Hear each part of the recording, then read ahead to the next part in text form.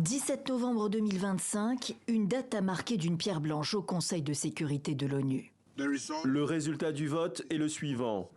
13 voix pour, 0 voix contre, 2 abstentions. Le projet de résolution est adopté. Abstention de la Russie et de la Chine, qui ont fait part de réticences, mais pas de veto à un texte modifié de nombreuses fois auquel se sont ralliés les États musulmans. Il prévoit le déploiement d'une force internationale dans la bande de Gaza et mentionne aussi, sur insistance de l'Arabie saoudite, l'éventualité d'un État palestinien.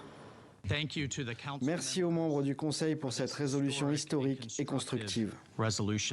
Concrètement, c'est un soutien au plan du président Trump qui se place à la tête d'un comité de gouvernance provisoire prévu jusqu'à fin 2027 et la réforme de l'autorité palestinienne.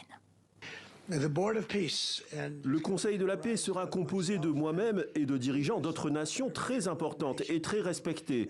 Et ce sera quelque chose qui, je pense, sera très important.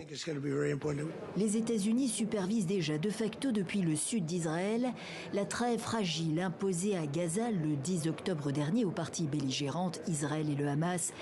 Mais de nombreuses incertitudes demeurent, la composition de la force de stabilisation dans l'enclave notamment.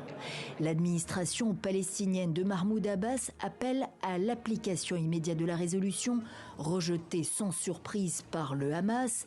Elle ne répond pas aux exigences et aux droits politiques et humains du peuple palestinien, affirme le mouvement islamiste qui rejette toute démilitarisation.